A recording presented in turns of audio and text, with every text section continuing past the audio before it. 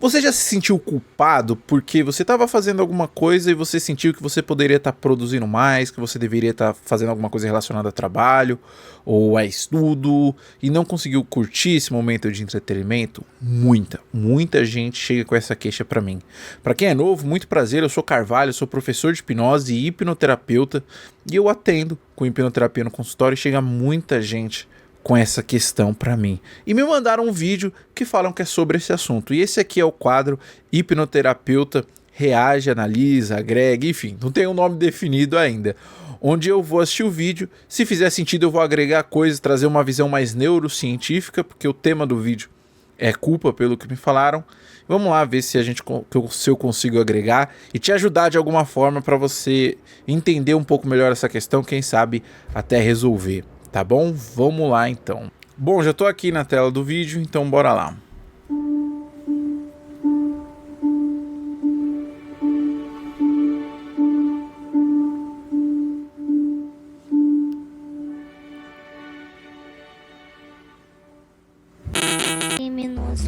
Calma, vai devagar. Relaxa que eu vou sentar. Cala essa boca e senta logo. Qual é melhor, o lanche podrão de 15 reais ou o gourmet de... TikTok puro aí, ó. O que você tá fazendo da sua vida? Uma boa pergunta. Deixa aí nos comentários o que você tá fazendo da sua vida.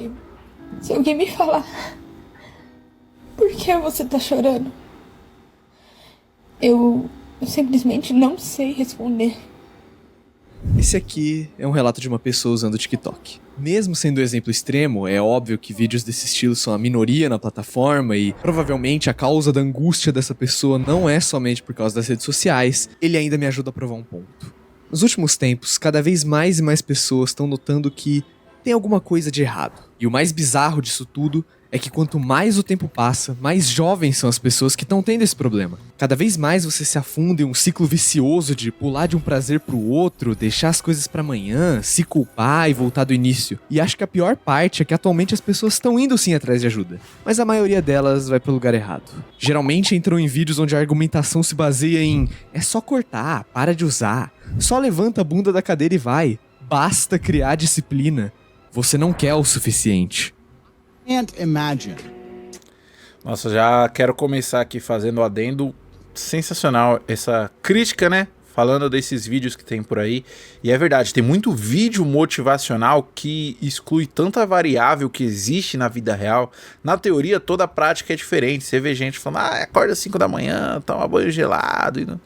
Isso não faz sentido nenhum. Os benefícios do banho já tem. Banho gelado, por exemplo, tem benefício, mas não é tudo isso que falam, não. Não é só mudar a temperatura que você, por exemplo, vai tratar uma depressão que nem tem gente que alega. Não é só você acordar cedo que você vai virar uma máquina. E não é todo mundo que consegue, que é capaz de fazer isso. É uma coisa que as pessoas não têm essa noção. E eu espero poder aprofundar um pouco mais sobre isso, sobre a neurociência disso aqui no vídeo. Truly wanting to quit something and not being able to quit. When I talk to people who say, I want to quit smoking, I say, when? They go, oh, well, soon. But that means you don't want to quit. You want to keep smoking for a while and quit later. Like, I could quit cigars today. Like, it wouldn't even plague my mind. Like, if I wanted to quit, I'd quit. I can't imagine a mind frame or a mindset where I want to do something and can't do it. E agora você imagina o quão... Não. Primeiro que as pessoas que falam isso, primeiramente, são burras. Até, por exemplo, o termo Zé Droguinha, por exemplo. Tem gente que fala, não sei quem é Zé Droguinha, não para porque não quer. E na verdade não. O cérebro aqui, ó, o cérebro da pessoa que, por exemplo, é viciada, a estrutura cerebral muda. Partes do cérebro são deterioradas. A pessoa perde, por exemplo, a capacidade. Por exemplo, um alcoolista, ele deteriora aqui a região do córtex pré-frontal. Essa região, ela é responsável exatamente pelo autocontrole. Logo,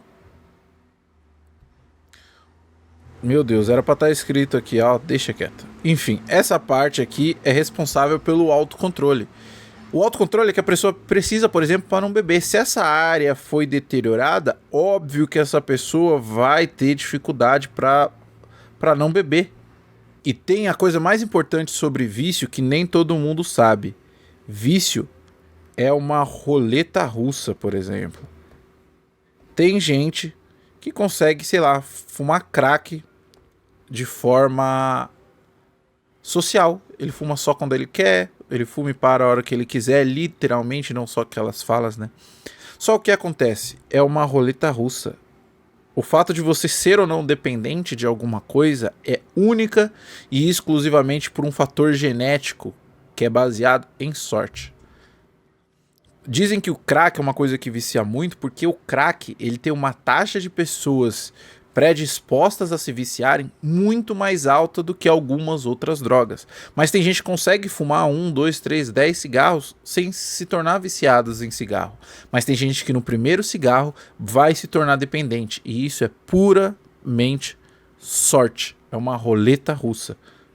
E assim com todas as drogas, certo? Isso é um ponto bem importante de todo mundo saber. Frustrante é pra uma pessoa ouvir essas coisas enquanto ela reflete na própria vida. E eu não tô falando da pessoa que ouviu esses conselhos pela primeira vez e se motivou a tentar mudar na hora, mas falhou depois de uns dias. Ou talvez até não tenha falhado. Não me entenda mal, esses métodos podem sim funcionar. Mas não pra todos. Eu tô falando da pessoa que o próprio vídeo de autoajuda já entrou no ciclo vicioso. Onde você ouve essas coisas e mesmo que venha uma certa motivação a tentar mudar, você já sabe que não vai conseguir. E essa frustração só te faz se afundar mais nos vícios. E sabe por quê? Ao invés de levantar a bunda da cadeira, senta ela aí que eu vou te explicar como surgem os vícios. Um dos, se não o tópico mais comum em todo vídeo ou qualquer mídia realizada. Vale ressaltar que cada vídeo pode surgir e começar de uma forma diferente. Como eu falei aqui, os vícios envolvendo química, por exemplo, álcool, maconha, cigarro, crack, eles têm esse fator fisiológico que interfere muito no processo, se aquilo vai se tornar um vício ou não. Então, Dada pra falar sobre.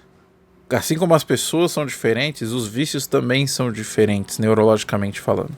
Vícios e maus hábitos, com certeza é a dopamina. E sinceramente, na maior parte das vezes fazem um alarde imenso por causa desse hormônio e vão a fundo falando sobre como você acabou com seus receptores de dopamina, como seu núcleo accumbente está saturado de tanto estímulo, ou que você precisa entender que depois de você ter um estímulo muito forte, os seus níveis de dopamina caem abaixo do que era sua base antes, e que dopamina também mexe com a sua percepção de esforço, então você não consegue ver um vídeo de 10 minutos sem ficar entediado, mas tá. Sim, isso realmente acontece.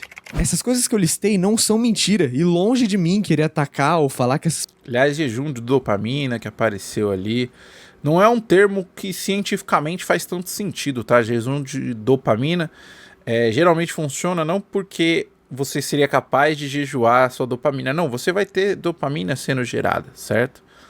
Você não vai ficar sem a dopamina sendo gerada. O grande ponto é que essas pessoas que falam de jejum de dopamina geralmente sugerem coisas que são bons hábitos. Então pode acabar beneficiando a pessoa, mas não é por causa de nenhum tipo de jejum de dopamina. Por exemplo, a pessoa ficar sem consumir pornografia e sem se masturbar todo dia assistindo pornografia. Isso pode ser benéfico para a pessoa, mas não é por causa de jejum de dopamina. Mas como acaba sendo benéfico para a pessoa, parece que esse jejum de dopamina funciona. A grande questão é que ele está geralmente atrelado a bons hábitos. Então isso tem um benefício para a pessoa, mas não é por causa do jejum em si, porque não existe um jejum de dopamina. As pessoas estão erradas, até porque foram elas que estudaram. A ciência que eles espalham em relação a isso é sim verdade. Eu só não acho que é só disso que as pessoas precisam. Como você acha que isso começa? De acordo com a maioria, é quando você engaja em um comportamento muito prazeroso e principalmente de fácil acesso, e seu cérebro anota isso e te motiva a ir atrás desse prazer mais vezes. O que faz sentido, já que a tão amada dopamina é o hormônio da motivação e não do prazer e bem-estar. Como eu disse, a ciência tá certa, mas falta alguma coisa. Antes de tudo, o que te faz ir atrás de um prazer? Se você tá genuinamente se divertindo em um passeio com seus amigos, você não pega o seu celular e começa a ver um vídeo no YouTube. Se você tem uma vida ativa e ocupada que você gosta e não te gera estresse, você não fica 12 horas por dia no Instagram. E por que isso? Porque você tá bem. Seu ambiente tá te deixando bem. O que te faz ir atrás de um prazer são emoções negativas. Olha, aqui ele trouxe um ponto extremamente importante que eu amo falar. Uma das piores coisas que pode acontecer para um adicto é isso aqui, ó. As grades. Foram feito um estudo que foi motivado porque na Segunda Guerra Mundial o governo dos Estados Unidos estava com medo da galera voltar viciada em heroína. Por quê? Eles usavam muita morfina, que é a base a mesma da heroína, na Segunda Guerra. E os soldados ficavam completamente viciados. Então eles estavam com medo de ter essa epidemia de heroína quando acabasse a guerra. Acabou a guerra e o que aconteceu? Os soldados, quase nenhum soldado ficou viciado em heroína. Foram muito poucos. Por quê? Exatamente por causa disso, por causa do ambiente. Eles voltaram para a vida deles, eles tinham motivações, eles tinham perspectivas. Uma das grandes questões do cigarro, por que é tão difícil parar de fumar? Porque ele é extremamente socialmente aceito. Hoje em dia, menos do que antigamente, mas hoje em dia você não é julgado, por exemplo, se você fuma ou se você bebe socialmente, se você bebe, mesmo que não seja socialmente, você não é tão julgado quanto, por exemplo, uma pessoa que cheira cocaína, por exemplo. Uma pessoa que fuma crack. Você não é visto da mesma forma. Você é socialmente mais aceito. E isso contribui para ser mais difícil de você parar também. E tem um fator de um experimento que foi incrível, que foi feito, que é a Ratolândia. Eles fizeram o seguinte, eles pegaram alguns ratos primeiro e viciaram esses ratos em cocaína. E viram que os ratos, eles preferiam morrer a ficar sem cocaína. Por exemplo, colocaram para eles escolherem entre comida e cocaína. Eles morriam de fome, mas eles escolhiam a cocaína. Eles morriam de fome, mas escolhiam a cocaína. Só que pegaram esses ratos que estavam viciados e criaram uma espécie de ratolândia. O que seria essa ratolândia? Um paraíso dos ratos. Onde os ratos tinham lá as namoradinhas, tinham vários brinquedos, tinha espaço livre para eles correrem, se divertirem, comida. E o que aconteceu com os ratos? Eles começaram a usar a cocaína socialmente. Eles não eram mais dependentes da cocaína. Eles usavam só para se divertir, vamos dizer assim. Eles estavam muito mais preocupados em curtir com os amigos, amizades, se relacionar, transar com as outras ratinhas que tinham lá. Então a gente começou, isso foi um grande avanço na área de vícios, para ver que as grades é a pior coisa que se pode fazer. Certo? A pessoa precisa de perspectiva, a pessoa precisa de objetivo, o ambiente se influencia muito. Trancar um adicto não vai fazer em nada ele melhorar. Depende, inclusive, só raro as exceções. E o que gera vícios e maus hábitos é a incapacidade de tolerar as emoções negativas. O seu cérebro é magnífico em calcular o custo e o benefício do que você quer fazer, mas é absolutamente terrível em escolher, pelo menos por conta própria, a melhor maneira de conseguir o que você quer. E esse é um grande motivo do porquê, em grande parte das vezes, aquele discurso de homem alfa não funciona tão bem. Trabalhe enquanto eles dormem, estude enquanto eles se divertem e depois viva o que eles sonham. E tá, a frase é bonita e tem... Essa frase não faz o menor... Eu tenho uma raiva dessa frase e de algumas outras frases de coach que não faz sentido. Eles tiram tantas variáveis. Não é trabalho enquanto eles dormem que você vai dar certo. Não, não é. Não é. A vida não é justa. Isso é uma realidade que precisa ser aceita. A vida não é justa. Óbvio que você tem que correr atrás, você tem que se esforçar muito. Mas você não pode esquecer de viver. Sim, seu sentido, mas a verdade é que isso pode acabar sabotando o que você quer. Se você coloca na sua cabeça que a sua vida ideal, onde você é feliz, só vai ser alcançada depois que você trabalhar enquanto eles dormem, sua mente automaticamente vai perceber que pra que eu vou trabalhar tanto tempo se eu posso aproveitar agora? Pra que todo esse esforço pra poder relaxar se eu posso só jogar LOL por 9 horas seguidas hoje? E eu não tô te falando que você pensa diretamente essas coisas, mas eu te dou a certeza de que a origem da sua incapacidade de mudar vem de algo relacionado a isso. O problema é que quando a gente tenta mudar, a gente tenta reformular toda a nossa vida. E desculpa ser o cara que vai te falar isso, mas não é assim que funciona. E é exatamente isso que tá indo contra você. Você vê um vídeo motivacional aqui e ali, lê um livro de desenvolvimento pessoal e pronto, eu me decidi. A partir de amanhã, eu vou me alimentar de maneira saudável, vou me exercitar 2 horas todos os dias, meditar, me dedicar ao meu hobby, ler 10 páginas de um livro e estudar por 3 horas. Não, você não vai. E não me entenda mal, se motivar com vídeos ou com qualquer coisa que seja, adquirir conhecimento em livros, podcasts ou entrevistas é ótimo. Mas o problema tá sendo o que você tá fazendo com a sua motivação. A gente é extremamente injusto com nós mesmos e não temos nem um pouquinho de compaixão. Eu não tô falando do papinho de que tá tudo bem e você não fazer nada pra sempre e fingir que não tem nada de errado. Esse seria o extremo oposto dos conselhos que eu tinha mencionado no começo. E confia em mim, é melhor você não ser nenhum dos dois. O ponto é que você Todo se anima com extremismo é algo, burro. começa a fazer logo quando consegue. Em alguns casos você até planeja o que vai fazer, mas ainda com uma ideia na mente que com certeza vai te fazer parar. Geralmente você já se imagina no objetivo final, com tudo conquistado, e isso é uma coisa que você tem que tomar muito cuidado. Eu não tô te dizendo pra não sonhar, não ter ambições e não conseguir se imaginar no ponto alto da sua vida, mas você se fixar nisso é basicamente desvalorizar todo o esforço que é humanamente possível você fazer em um dia, porque é injusto. Se você quer se tornar um desenhista e começa a praticar, se em grande parte do seu dia você só fica se imaginando criando obras magníficas e perfeitas, scrollando rede social, vendo a arte de outras pessoas e se comparando sem parar, é óbvio que quando você tiver dificuldade para desenhar um círculo que é plausível visto que você é um iniciante, você vai se desmotivar e desistir. Tenta dar um passo para trás e se imagina como alguém de fora da situação, como se fosse seu amigo, por exemplo, que quiser ser o desenhista, e ele te mostrasse a tentativa falha dele.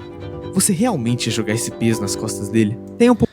Exatamente. Isso é uma excelente reflexão, que é o seguinte: você tem que se tratar como você trataria outra pessoa. Já vi gente que se cobra num nível que, se fosse com outra pessoa, ela brigaria se alguém fizesse o que ela faz com ela mesma com outra pessoa.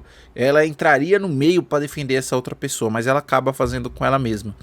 E sobre isso de só sonhar, tem um grande ponto. O grande problema não é você sonhar, é você sonhar com algo que não é palpável, não é plausível, e também algo que você não tem a dimensão para conseguir saber se você está chegando ou não, que é uma das coisas mais importantes quando a gente está falando de objetivo. Duas coisas são importantes: o objetivo tem que ser no positivo, certo? Porque não existe algo no negativo. E, por exemplo, eu não quero mais procrastinar. O que é não procrastinar mais? Existe uma gama imensa. Quando você não é objetivo, tá vendo? A palavra em si já diz objetivo. Você precisa delimitar muito bem o que você quer, para ser até plausível. Vou dar um exemplo aqui. Imagina que eu tô em casa e eu vou para uma chácara de um amigo meu. E eu nunca fui nessa chácara. Nunca fui. A chácara fica aqui, certo? Aí ele fala para mim: Carvalho, para você chegar na chácara, você vai pegar a rodovia Raposo Tavares, aí você vai até o Carrefour. Quando chegar no Carrefour, você vai entrar na próxima, aí você vai andar por 2 km até chegar no posto de gasolina. Nesse posto de gasolina, você vai ver que tem uma rotatória onde uma das saídas dá numa estradinha de terra. Aí você pega essa estradinha de terra. Opa, deixa eu mudar a cor só para ficar mais, bonitinho. Você pega essa estrada de terra e vai nela reto, que você vai ver a entrada da chácara lá no final dessa estradinha de terra.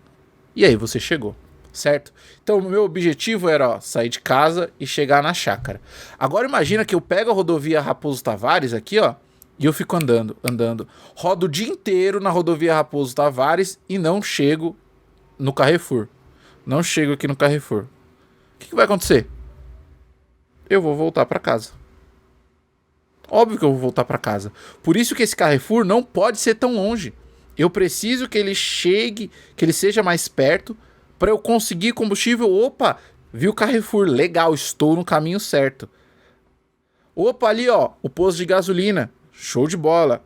Pô, tô vendo essa estradinha de terra aqui no posto de gasolina. Show, cheguei. Agora, se por exemplo o seu objetivo é muito absurdo, você não consegue traçar isso aqui. Você não consegue subir esses degraus, você não tem noção se você está chegando ou não. E aí você vai se desmotivar no caminho. E por que os objetivos sempre têm que ser no positivo? Imagina que eu estou numa rodovia, vou usar o exemplo da rodovia de novo, e estou indo para a praia. Só que por mágica aparece alguém, chega para mim e fala: Carvalho, esse caminho que você está fazendo não vai para a praia. E aí, o que eu faço? Eu volto, eu pego outro caminho, qual caminho que eu pego? O que eu faço? Você fica perdido. Então, quando você tem um objetivo no negativo, é exatamente isso que você está fazendo com o seu cérebro. Então, se você fala, por exemplo, eu não quero mais fumar. O que é não fumar? É você começar a comer cigarro? É você se viciar em bebida? É você virar começar a comer de forma compulsória? O que é não fumar? Quando você chega para uma criança, entrega um giz de cera para ela e fala: não risca a parede. Tá, o que é para ela fazer? É riscar o teto? Riscar o quê? você precisa ser específico. E você precisa ser específico no positivo. As pessoas às vezes chegam pra mim no consultório: ah, eu não quero mais ter medo de dirigir, eu não quero ter fobia de barata. E o que é não ter medo de barata? O que é? É ver uma barata e você conseguir matar ela? É ver uma barata e conseguir chamar alguém? É você conseguir pegar ela na mão? É você virar amigo da barata? Virar a Luísa Mel das baratas? Você entende que existe milhares de coisas e não dá, por exemplo, para mim como terapeuta, pressupor alguma coisa que pode ser que não seja o objetivo da pessoa.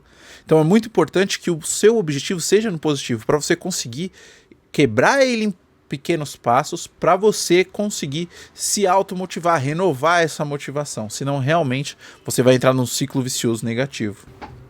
Costas dele. Tenha um pouco de compaixão. Você quer mudar tudo e age no impulso. E uma coisa eu te garanto: isso aqui é o oposto do que você deve fazer para ter disciplina. No momento em que você começar a criar uma tendência a melhorar, o primeiro pensamento que sua mente vai criar vai ser algo do tipo: eu estudei 30 minutos ao invés de 2 horas, isso aqui não serve pra nada. Ah, hoje eu já acordei no horário errado, não fiz exercício de manhã e nem tomei café direito.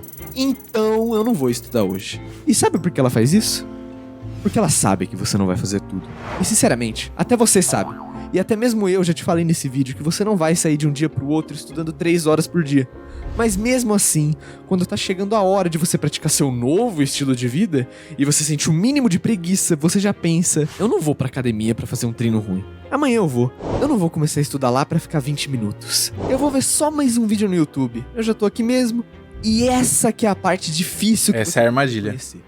Sua mente te dá uma escolha, sabendo a resposta. Se eu fizer com que seja tudo ou nada, esse otário vai acabar escolhendo nada. E é óbvio, porque é impossível você mudar tudo de uma vez. E se você for pelo curso natural das coisas, você sempre vai cair no dilema onde só existem 2 opções.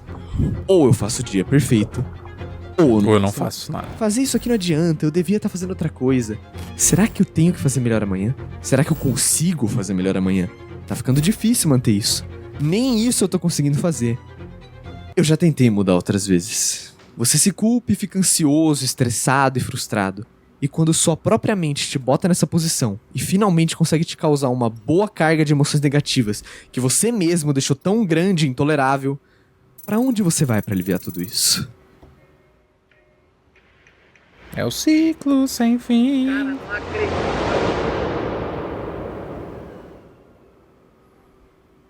Atenção precede controle. Um bom diagnóstico precede um bom tratamento. O que faz você se sentir mal? Tédio, pensar sobre o futuro, se culpar por não fazer as coisas, algum desentendimento com alguém que você gosta, a opinião dos outros sobre você? Podem ser inúmeras coisas, ou até várias delas ao mesmo tempo. O ponto importante é você sair desse piloto automático, onde só tacam merda em você o dia inteiro e você só consegue ser reativo. Ah, eu briguei com minha namorada hoje, eu tô muito mal. Eu vou pegar meu celular e ver uns vídeos no YouTube. Não, cara, não faz isso. Todo esse estilo de vida que você construiu vem de uma adaptação da sua vida. Seja da sua criação, seus relacionamentos ou suas experiências. Tudo veio como uma tentativa da sua mente de te fazer se sentir menos mal sobre as coisas que acontecem com você. Mas você não precisa depender disso. Eu sei que pra muitos é difícil encarar os problemas e pensar neles, porque isso pode só gerar um ciclo vicioso de pensamentos ruins e ansiedade que no fim só vai te levar pra mesma porcaria de lugar de sempre.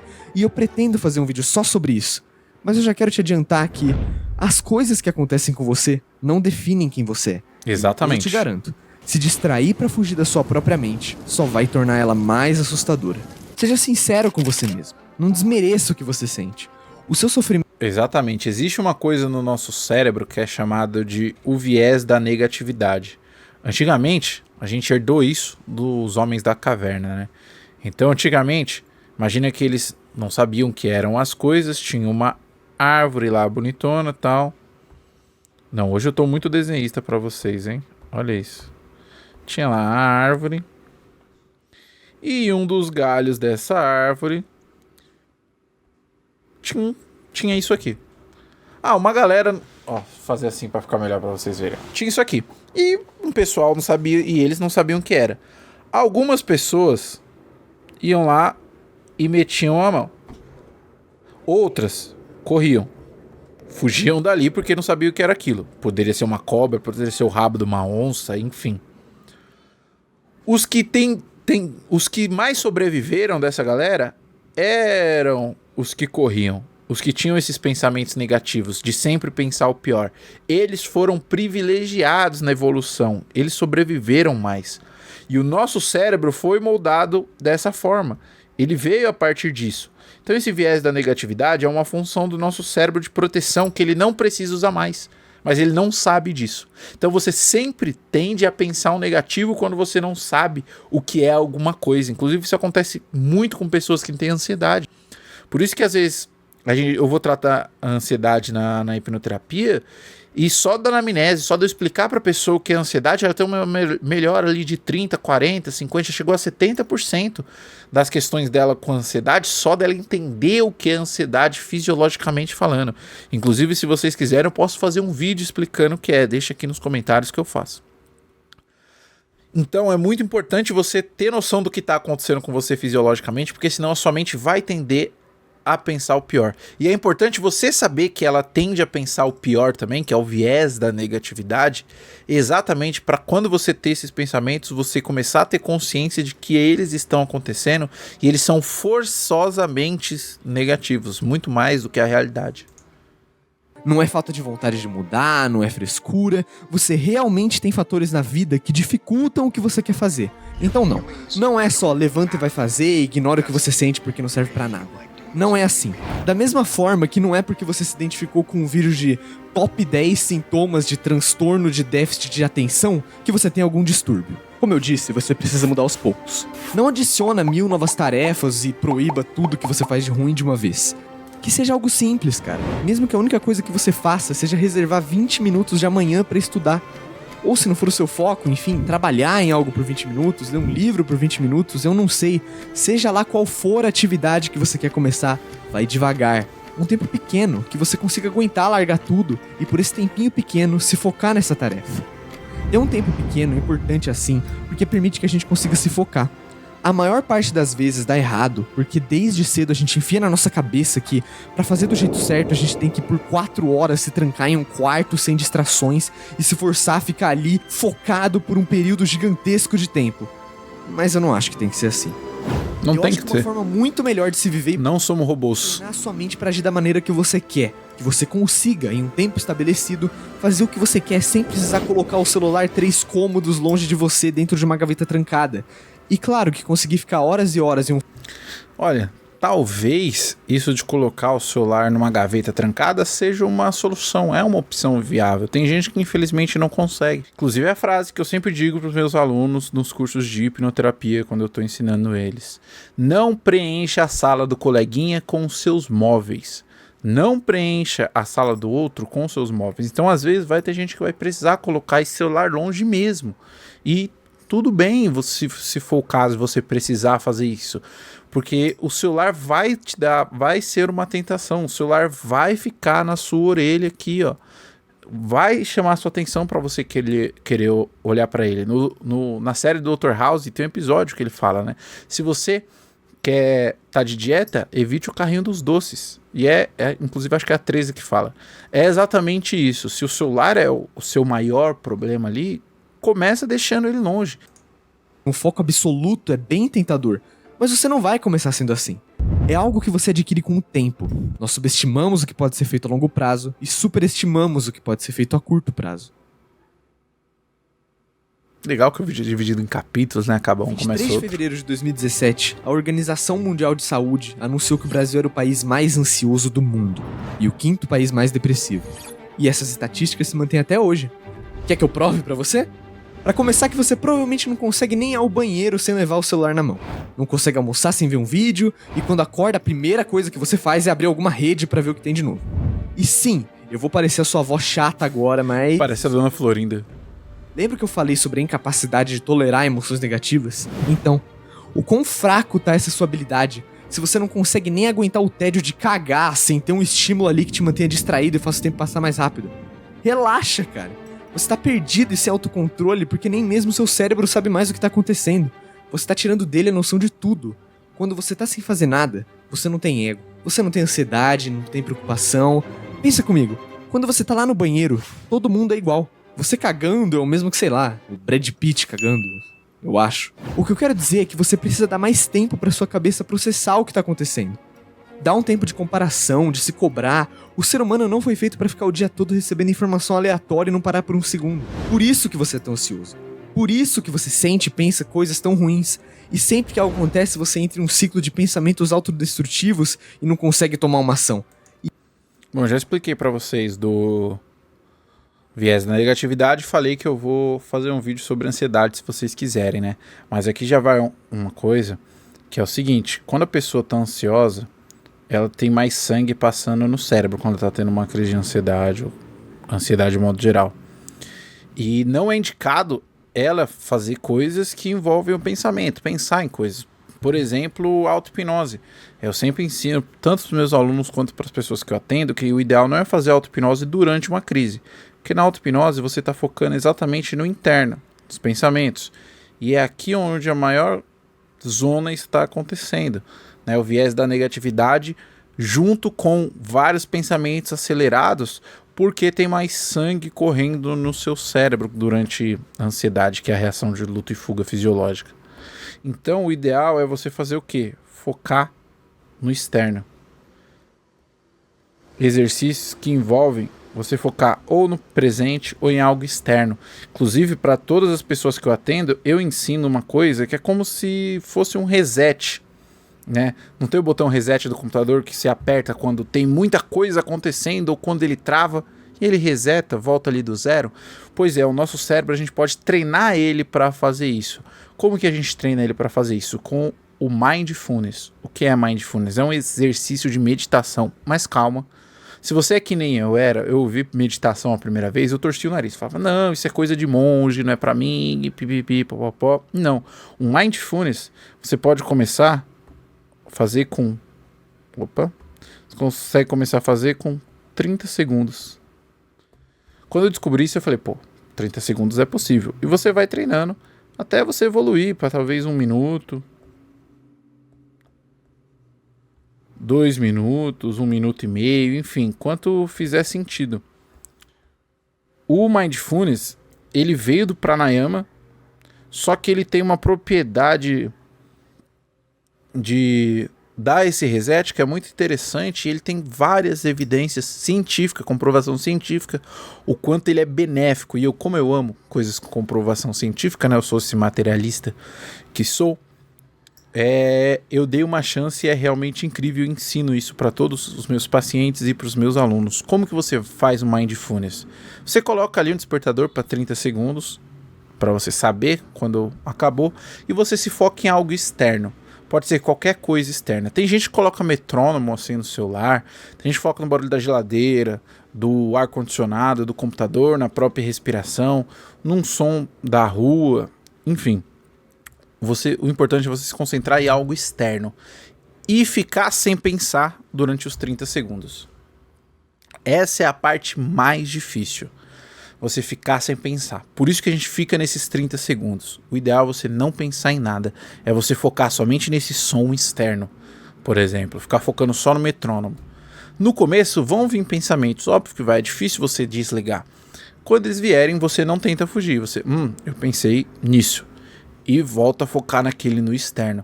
Porque se você tenta fugir, o que acontece quando você tenta fugir de um pensamento? Você está colocando uma bandeira vermelha nesse pensamento.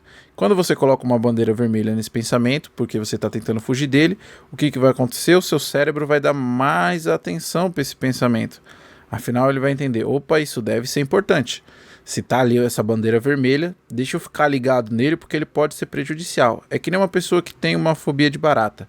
Imagina que tem uma pessoa que tem fobia de barata, tem uma barata do outro lado da sala. Ela viu que tem uma barata ali, ela vai ficar com medo e ela não vai querer perder aquela barata de vista. Ela vai querer estar com aquela barata em vista exatamente para se proteger, para saber o quão distante elas estão. É a mesma coisa com o pensamento. Se você tenta fugir, o seu cérebro fala, isso deve ser perigoso, deixa eu prestar atenção nisso aqui para me defender. Então, não tenta fugir do pensamento. E nesses 30 segundos, você foca em algo externo. Pode começar com 30 segundos, aí você vai aumentando para 40, 50, até fazer 1 minuto. E é o ideal você fazer todo dia, porque o que você vai estar fazendo? Você vai estar treinando o seu cérebro para ele dar o reset quando você precisar. Então, se em algum momento você tiver em uma crise de ansiedade, se você tiver com esse negócio de vários pensamentos, se tiver muito ruim, você consegue ir lá e focar em algo externo. Você está treinando o seu cérebro para isso. E é por isso que você vai sempre atrás de mais prazer. Então, assim como as outras tarefas, tenta aos pouquinhos mudar isso. Da próxima vez que você for jantar, não assiste alguma coisa. Fique só e somente na sua companhia. Que, aliás, é a única pessoa que você tem que aprender a aceitar e lidar. Porque é ela que vai estar com você até o fim. Então aproveite o tempo que você tem pra estar com você mesmo. Eu sei que é assustador se imaginar sozinho com a sua mente, que só quer te destruir, mas em algum momento você vai ter que encarar. E não precisa ser uma experiência traumatizante. Quando algo de ruim acontece com você, ou quando algum pensamento bizarro vem te perturbar, acima de tudo você precisa se lembrar que aquilo não é o que você verdadeiramente é, e que você tá sempre mudando. Sim, situações ruins assustam e paralisam, e muitas das vezes as pessoas que ouvem o conselho genérico de se ame já se odeiam há muito tempo. Mas não precisa ser assim pra sempre. Acontece na série Bebê Rena, né, que ele fala, eu amo ela, só que eu me odeio muito mais. Então ele vai lá e termina com a mulher porque ele acha que ele não merece ser feliz. Tenta se desconectar um pouco da situação. Enxerga de outra perspectiva. Não atrele a sua identidade a coisas ruins que acontecem com você.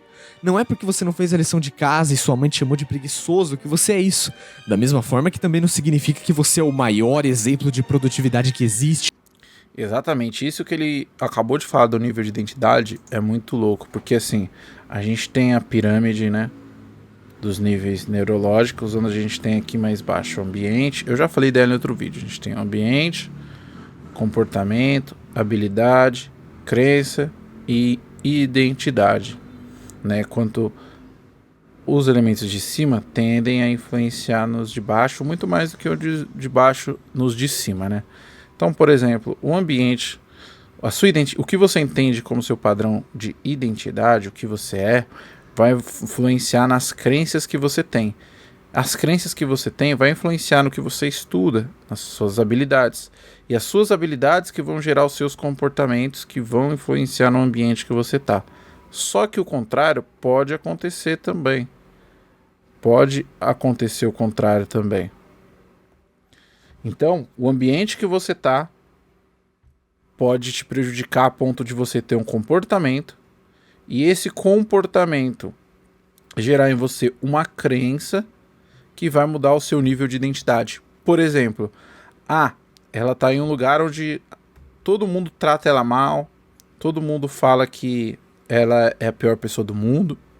O que vai acontecer? Ela vai começar a se comportar dessa forma. Ela vai começar a se comportar dessa forma. Afinal, esses comportamentos vão ser evidenciados. E toda vez que ele acontece, ele é evidenciado. E aí, ela vai criar uma crença que ela é assim. Com o tempo, isso vai virar um nível de identidade dela. E quando é o nível de identidade, ela vai inconscientemente começar a se comportar assim. Para vocês entenderem isso que eu tô falando de nível de identidade, imagina um torcedor roxo do Corinthians e um torcedor normal do Corinthians. Se eu chego pro torcedor roxo e pergunto, que time você torce? Ele vai responder, eu sou corintiano. Se eu pergunto por torcedor convencional, que time você torce, ele vai falar, torço pro Corinthians. Olha essa diferença, um torce por Corinthians, o outro é corintiano. Ser corintiano faz parte da identidade dele, é algo que ele é. Assim como eu sou Cal. Isso faz parte da minha identidade. Só que, vamos lá, ele é corintiano, está no nível de identidade dele. E ele vai ter comportamentos, vai ir atrás de coisas que sejam congruentes com esse comportamento. Assim como o Cristiano Ronaldo. O Cristiano Ronaldo, ele tinha crença que eu sou melhor, eu sou melhor, eu sou melhor. E isso entrou no nível de identidade dele, subiu para o nível de identidade. E influencia também no comportamento dele. Então, a gente tem que estar ligado nisso. Porque às vezes o ambiente que a gente está gera tanto isso que cria essa crença na gente a ponto da gente levar isso para o nosso nível de identidade. E que na verdade você poderia ter feito, mas não é tão importante assim. Você tá acima de tudo. Não, só significa que você não fez a lição. E se você vai fazer a próxima, só cabe a você. Não cabe ao seu passado, ao seu futuro, às suas características que você ou os outros imaginam, não cabe à sua mãe. Se desconecta de tudo que não seja o agora, abandona esse seu ego, cara. Não assuma que você é um bosta por não ter feito nada, e muito menos que você é alguém secretamente muito incrível, que tá acima de tudo e não precisa dessas coisas. Ok, você não mudou até hoje. Exatamente, quando você cria essas crenças é muito perigoso. E eu tô falando tanto de crença porque já vi pessoas que só de entender e mudar essa perspectiva mudou completamente os comportamentos dela. Teve uma vez uma cliente minha que ela falava o seguinte, ela trabalhava com vários projetos sociais e ela falava, eu sou muito ruim com horário. Eu sou muito... Não, mentira. Ela falava, eu sou muito indisciplinada. A palavra que ela usava era o indisciplinada. Eu ia escrever aqui, mas não vou porque minha letra é horrível. Mas ela falava que ela era muito indisciplinada. Aí eu perguntei pra ela, quantas vezes você chegou atrasada nos projetos sociais que você atua? Ela, nenhuma. Aí eu perguntei, e quantas vezes você faltou? Ela, não, nenhuma. Quantas vezes você faltou na igreja? Ela era bem religiosa. Pô, nenhuma. E quantas vezes você chegou atrasada? Nenhuma. Você criou 2 filhos sozinha, sim. E eles, como eles estão muito bem, etc. Quantas vezes você faltou em reunião de pais ou coisa do gênero e foi culpa sua? Nenhuma. Falei, como que você consegue tudo isso? Você é de outra cidade, você sempre vem para as nossas sessões aqui em São Paulo, você nunca chegou atrasada. Como que você faz isso sendo indisciplinada? Por que que você acha que você é indisciplinada? Aí ela falou um fato isolado que era muito menor do que tudo isso. É como se esse fato isolado fosse isso aqui e tudo que ela me trouxe fosse isso aqui. No momento que ela percebeu essa discrepância, ela entendeu que ela não era indisciplinada. Ela levou para o nível de identidade algo que era só uma crença baseada em um evento. Olha como a gente não pode acabar generalizando e aumentando as coisas e levando para isso que eu falei de nível de identidade, crenças. Porque pode moldar os nossos comportamentos sem que a gente percebe. Uma pessoa que, eu sou estabanada. Tudo bem ela ser estabanada. E ela acaba começando a ser estabanada porque ela precisa ser congruente. Né? Tem um vídeo que tá para sair aqui do canal que fala só sobre congruência, mas o nosso cérebro precisa de congruência. Então se você entende isso em nível de identidade, você precisa ser estabanada, sem nem você perceber. Pensar em mudar amanhã é assustador. Então faça algo agora. Vamos começar a falar sobre algumas dicas mais práticas. Urge Você deu algumas. é o ato de surfar nas tentações, que basicamente consiste em você sentir um impulso de querer, por exemplo, comer um pedaço de chocolate, mas ao invés de você se forçar a não ir, ou tentar se distrair, pensar em outra coisa, você simplesmente vai parar, respirar e prestar atenção. Mas prestar atenção no que exatamente? Prestar atenção no que você está sentindo. Quando você tem um impulso, uma vontade muito forte de fazer algo, você sente isso quase que fisicamente. É uma sensação motivadora muito forte. E quando esse impulso é para algo que você quer deixar de fazer, você não necessariamente tem que controlar ele, mas sim observar e aceitar. Por exemplo, vamos... Exato, é o que eu falei do pensamento. Não coloca essa red flag nele. Entende, fala, eu pensei sobre isso, eu queria isso. Mas faz o que você precisa fazer. Vamos supor que você tem problema com pornografia. E é um sábado às 3:30 da tarde, você tá sozinho em casa e tá à toa deitado mexendo no celular. Esse aí é o cenário perfeito pra você sentir a vontade de consumir a pornografia e consequentemente se masturbar. E muito provavelmente, se isso for algo muito recorrente na sua vida, tem chances altas de ser exatamente isso que você sente nessa situação. E aí que entra a estratégia que eu comentei. No momento que você sentir essa vontade, muitas coisas vão acontecer no seu cérebro.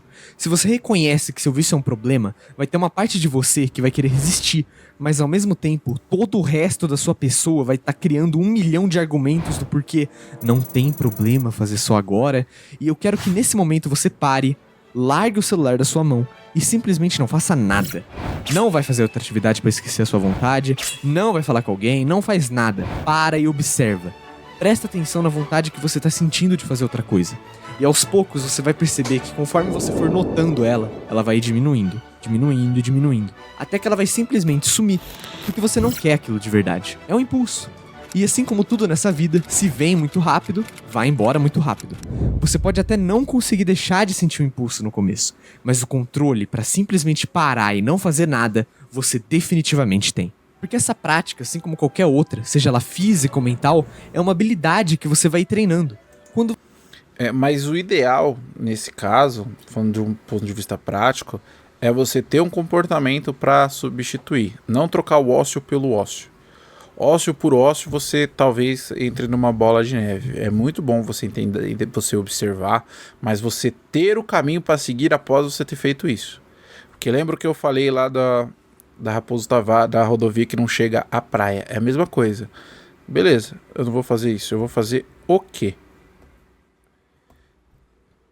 Mesmo que a sua atitude consciente seja recalcular a rota, você precisa ter isso pelo menos planejado para você não deixar um vácuo.